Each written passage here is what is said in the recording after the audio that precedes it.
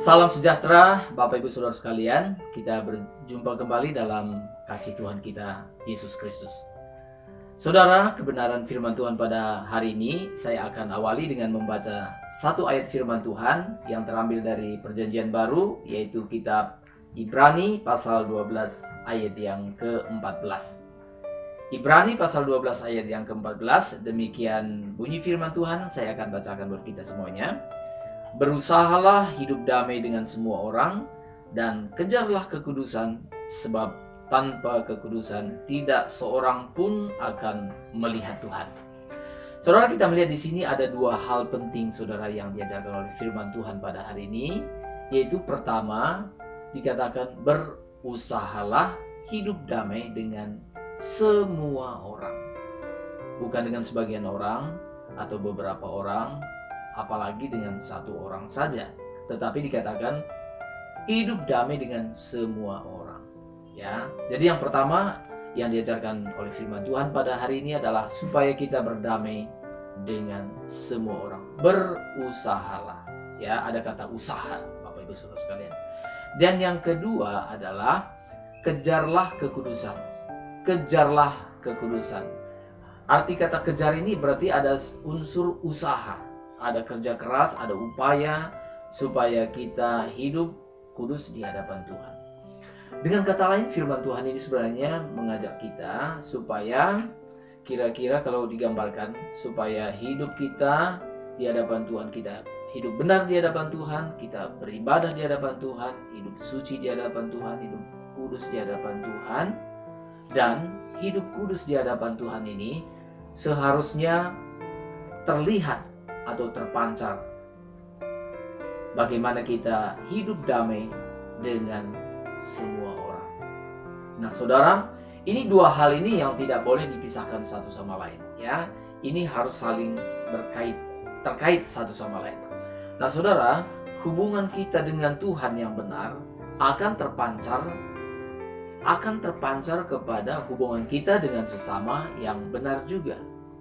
Nah, saudara, sebagian orang-orang percaya, ya, orang-orang beriman kepada Tuhan, mereka menganggap bahwa yang paling penting adalah bagaimana mereka beriman kepada Tuhan. Yang paling penting bagaimana mereka hidup suci, yang penting bagaimana mereka beribadah kepada Tuhan, dan melupakan sisi yang satu lagi. Mereka kurang mempedulikan hubungan dengan sesama. Jadi dengan kata lain, hubungan kita dengan Tuhan, hubungan kita dengan sesama itu dapat digambarkan dengan sekeping uang logam dengan dua sisi yang berbeda yang tidak dapat dipisahkan satu sama lain, ya. Sekeping uang logam, ya, uang logam memiliki dua sisi. Uang logam yang satu keping itu memiliki dua sisi yang berbeda tetapi tidak dapat dipisahkan. Nah, saudara, maka kedua sisi ini tadi harus sungguh-sungguh kita perhatikan, ya, dua sisi yang berbeda yang tidak dapat dipisahkan satu sama lain. Saudara, patut disayangkan bahwa banyak orang-orang beriman, ya, yang mengaku beriman kepada Tuhan, tetapi mereka hanya mempedulikan satu sisi saja. Misalnya, ada orang tertentu yang mereka lebih mengutamakan ibadah, ya, doa, puasa, dan sebagainya. Semua yang berupa kegiatan-kegiatan ibadah atau liturgi, atau semua yang berupa kegiatan ibadah, ya, yang dianggap persekutuan dengan Tuhan. Ya, mereka rajin melakukannya. Tetapi mereka mengabaikan sisi yang satu lagi, yaitu mereka tidak mempedulikan sesama. Atau saudara, yang kedua juga bisa saja lebih mempedulikan kepada sisi yang satu, yaitu sisi kemanusiaan, peduli kepada sesama manusia, tetapi tidak punya hubungan pribadi dengan Tuhan, tidak mau berurusan dengan Tuhan. Nah, ini juga salah, saudara. Maka yang benar adalah dua-duanya yang harus diperhatikan. Nah, saudara, maka kita melihat bahwa sesungguhnya patut juga kita sayangkan karena banyak orang yang menganggap diri mereka bertuhan, mereka menganggap diri mereka beragama, mereka menganggap diri mereka beribadah, tetapi seiring dengan hal itu, saudara, mereka tidak menghargai sesamanya. Mereka menganggap rendah sesamanya. Sebagai contoh adalah apa bedanya Tuhan Yesus dan ahli-ahli kitab pada zamannya. Apa bedanya Tuhan Yesus dan orang-orang yang beragama pada zaman Tuhan Yesus? Yaitu orang-orang beragama ini yang saya maksudkan adalah pemimpin-pemimpin agama, ya. Mereka adalah pemimpin-pemimpin agama. Nah, saudara, pemimpin-pemimpin agama mereka menjaga kesucian hidup mereka. Mereka menjaga kekudusan hidup mereka. Mereka menjauhkan diri mereka dari hal-hal yang menajiskan mereka. Mereka mengikuti aturan-aturan hukum yang ada. Mereka menjaga kesucian hidup mereka. Nah, untuk itu mereka tidak mau menyentuh segala sesuatu yang dilarang oleh agama. Nah, saudara, tetapi kita melihat sisi yang lain bahwa pemimpin-pemimpin agama Yahudi pada zaman Tuhan Yesus, maka mereka enggan bersentuhan dengan orang-orang lain. Apalagi dengan orang-orang yang disebut sebagai orang berdosa, orang yang dianggap rendah dalam masyarakat, orang yang mungkin dikucilkan dalam masyarakat. Mereka tidak mau bersentuhan dengan mereka. Maksudnya pemimpin-pemimpin agama ini tadi tidak mau bersentuhan dengan model manusia seperti ini, ya, yang dianggap sebagai orang-orang yang berdosa, yaitu pemungut cukai, ya, wanita-wanita yang tidak benar, maksudnya pelacur atau sekarang disebut PSK, ya. Kemudian juga misalnya orang-orang yang dianggap sebagai berdosa di tengah-tengah masyarakat, mereka sama sekali tidak mau berdekatan, menjauhi mereka, ya. Sedangkan Tuhan Yesus adalah pribadi yang suci. Tuhan Yesus, dia hidup benar, dia hidup suci. Tapi sikapnya terhadap orang-orang yang dianggap rendah, yang dianggap berdosa, sangat berbeda dengan sikap pemimpin-pemimpin agama pada zamannya. Tuhan Yesus yang hidupnya benar, hidupnya suci. Dia mengerti, dia mau menerima, dia bergaul, dia bersama-sama, dan dia menerima orang-orang yang ada di sekitarnya, apa adanya mereka. Maka kalau kita membaca kitab suci, maka Tuhan Yesus misalnya dia duduk makan bersama-sama dengan pemungut-pemungut cukai, ya, atau petugas-petugas pajak, ya, orang yang bekerja di perpajakan. Ya, demikian juga dengan orang-orang yang lain yang dianggap orang-orang yang sakit, orang-orang yang dianggap sebagai sampah masyarakat. Ya, Tuhan Yesus bersama-sama dengan mereka. Saudara, mohon tidak disalah mengerti bahwa kalau saya maksudkan, kalau dikatakan bahwa bagaimana kita harus mengerti atau menerima orang-orang lain, saudara, bukan berarti bahwa kita harus mengikuti gaya hidup mereka. Nah, ini yang supaya kita tidak boleh salah mengerti. Jangan saudara salah artikan misalnya kita harus menerima pemabuk, berarti kita juga harus hidup mabuk-mabukan dengan dia, gitu ya. Atau misalnya menerima wanita yang benar, kita juga harus hidup bersama-sama dengan dia. Itu salah sekali, ya. Itu betul-betul sangat salah. Tidak demikian yang dimaksudkan. Tapi yang dimaksudkan adalah bagaimana kita seperti Tuhan Yesus, menerima orang lain apa adanya mereka, menghargai setiap manusia, menghargai setiap jiwa-jiwa, apapun profesi mereka, apapun suku mereka, apapun agama yang mereka anut. Saudara, kitab suci tidak pernah membatasi kita. Kita hanya mengasihi, kita hanya peduli kepada orang Kristen saja.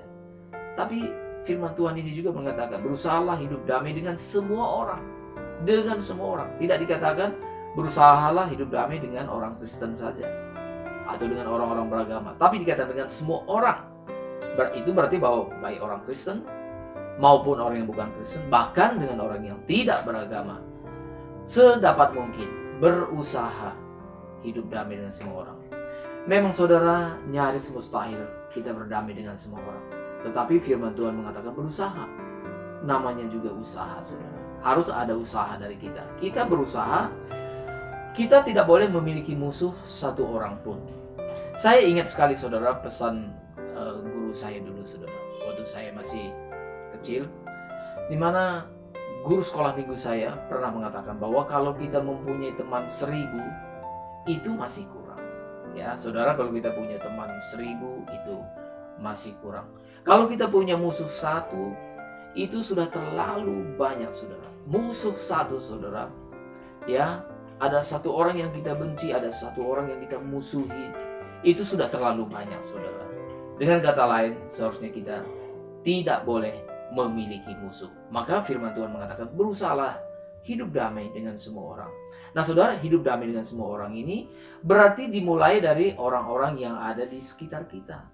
Orang-orang yang di lingkup kita, di lingkungan kita. Mulai dari pasangan kita, dari keluarga kita, itu berarti anak-anak kita, itu berarti orang tua kita, keluarga besar kita, kemudian lebih luas lagi sampai kepada masyarakat kita, saudara. Kita harus berusaha hidup damai dengan semua orang. Nah, saudara, hidup damai dengan semua orang ini juga akan terlihat bagaimana kita berperilaku setiap hari, saudara. Sebagai contoh kecil, saudara. Saudara memperhatikan khotbah ini pasti ada kaitannya dengan media sosial atau medsos atau sosial media, sosmed.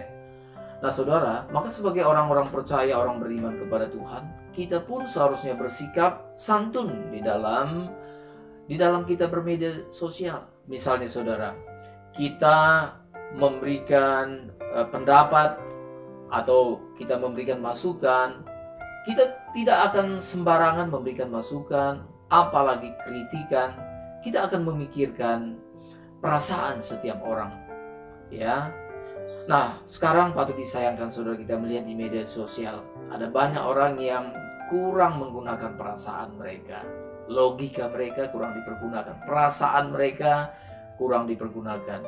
Misalnya memberikan kritikan pedas, kritikan yang bisa melukai hati sesama, saudara. Dan itu bisa menimbulkan percideraan. Itu bisa juga menimbulkan, saudara, yaitu merusak toleransi antar umat beragama. Tentunya ini tidak dikehendaki oleh Tuhan. Kita sebagai orang-orang beriman kepada Tuhan, sebagai orang percaya kepada Tuhan, bukankah dikatakan bahwa kita anak-anak Allah? Maka berbahagialah orang yang membawa damai, karena mereka akan disebut anak-anak Allah. Itu tertulis dalam Matius pasal 5 ayat yang ke-9. Salah satu ciri orang beriman, salah satu ciri orang yang percaya kepada Tuhan Yesus adalah kehadiran mereka membawa damai. Itu berarti seperti yang tadi saya katakan, dalam kita menanggapi media sosial, ya, dalam kita mengomentari media sosial, apalagi memberikan kritikan, saudara, tentunya tidaklah bijaksana kalau kita memberikan kritikan, apalagi kritikan yang disertai dengan kebencian, yang dilihat, dibaca oleh banyak orang. Saudara, ini hal yang kurang patut kita lakukan. Jikalau ada hal-hal yang hendak kita bicarakan, alangkah baiknya kita ajak berbicara empat mata. Bukankah demikian yang diajarkan oleh Tuhan Yesus? Bahwa jikalau saudaramu melakukan kesalahan atau dianggap kurang patut, maka ajaklah dia berbicara empat mata. Nah, saudara, kalau misalnya hanya berbicara berdua saja atau empat mata, saudara, ini jauh lebih baik daripada kita menyampaikan kritikan kita, atau misalnya seringkali kritikan itu, saudara, bisa disertai dengan penghinaan yang bisa menyakiti hati sesama. Saudara, hal seperti inilah yang harus kita hindari. Nah, karena itu, saudara, maka kebenaran firman Tuhan seharusnya pertama itu memperbarui hidup kita. Kita hidup suci di hadapan Tuhan, kita hidup benar di hadapan Tuhan. Lalu hidup benar atau hidup suci di hadapan Tuhan inilah yang akan terpancar, yang akan kita ekspresikan dalam perbuatan kita kepada sesama, di mana kita menunjukkan penghargaan kita, kita menunjukkan penghormatan kita kepada sesama. Nah, saudaraku yang dikasihi oleh Tuhan, bagaimana seharusnya kita berperilaku terhadap sesama? Nah, Tuhan kita Yesus Kristus memberikan satu prinsip yang luar biasa. Ya, di dalam Matius pasal 7 ayat yang ke-12. Ayat ini dikenal sebagai golden law, hukum emas. Tuhan Yesus berkata demikian, saudara, dalam Matius pasal 7 ayat 12. Segala sesuatu yang kamu kehendaki supaya orang perbuat kepadamu, perbuatlah demikian juga kepada mereka. Sekali lagi saudara, saya ulangi. Tuhan Yesus berkata, segala sesuatu yang kamu kehendaki supaya orang lain perbuat kepadamu, perbuatlah demikian juga kepada mereka. Saudara, ini kalimat ini menarik. Sebab Tuhan Yesus tidak mengatakan, apa yang kamu tidak kehendaki orang perbuat kepadamu, jangan lakukan demikian kepada mereka. Tuhan Yesus tidak menyampaikan kalimat seperti itu. Tuhan Yesus tidak menggunakan kalimat negatif. Tapi Tuhan Yesus menyampaikan kalimat positif. Tuhan Yesus mengatakan, apa yang kamu kehendaki, apa yang kamu ingin orang perbuat kepadamu, apa sih yang kamu inginkan orang lain perbuat kepadamu, ya, lakukan hal yang demikian. Nah, sekarang mungkin kita bahas sedikit saudara. Kita mulai dari hal-hal yang kita tidak ingin orang perbuat kepada kita. Apa yang kita tidak ingin orang perbuat kepada kita? Wah saudara, kalau kita buat daftarnya itu bisa banyak sekali. Misalnya kita tidak ingin disakiti, kita tidak ingin dilecehkan, kita tidak ingin dihina, kita tidak ingin dikhianati, ya, kita tidak ingin disakiti dan macam. Saudara, kalau dibuat daftar ini tadi bisa panjang sekali, ya, apa saja yang kita tidak kehendaki orang perbuat kepada kita. Maka Tuhan Yesus, maka apa yang kita nggak suka orang perbuat kepada kita, jangan lakukan hal yang demikian. Nah, itu dalam kalimat negatif. Dan Tuhan Yesus memberikan dalam kalimat yang positif. Tuhan Yesus mengatakan, segala sesuatu yang kamu kehendaki orang perbuat kepadamu. Saudara, kalau kita buat daftar ini, apa yang kita kehendaki orang perbuat kepada kita, ini harusnya daftarnya harus lebih panjang, saudara. Kalau kita buat daftarnya, ini bisa panjang dan memang seharusnya lebih panjang daripada daftar yang pertama tadi, yaitu segala sesuatu yang kita tidak inginkan. Nah, sekarang apa yang kita inginkan orang perbuat kepada kita? Misalnya saudara, kita ingin disayangi, kita ingin diperhatikan, kita ingin dihormati, kita ingin dicintai sebagaimana seharusnya, kita ingin juga misalnya dianggap, ya. Salah satu murid saya pernah mengatakan, dia bilang, Pak, saya juga ingin dikangeni gitu ya, dirindukan. Singkatnya, ada banyak hal yang positif yang kita inginkan orang perbuat kepada kita. Nah, saudara yang dikasihi oleh Tuhan, maka prinsipnya adalah Tuhan Yesus mengatakan, segala sesuatu yang kamu kehendaki orang perbuat kepadamu, misalnya kalau kita ingin dihormati, kita ingin dihargai, kita ingin dicintai, kita ingin dianggap, kita ingin dirindukan, dan kita ingin diterima apa adanya, dan seterusnya dan seterusnya, maka lakukanlah terlebih dahulu hal tersebut kepada orang lain. Nah saudara, dengan kata lain, hal-hal yang baik, hal-hal yang positif itu harus dimulai dari diri kita sendiri, saudara. Dimulai dari diri kita sendiri. Inilah pengajaran daripada Tuhan kita, Yesus Kristus, saudara.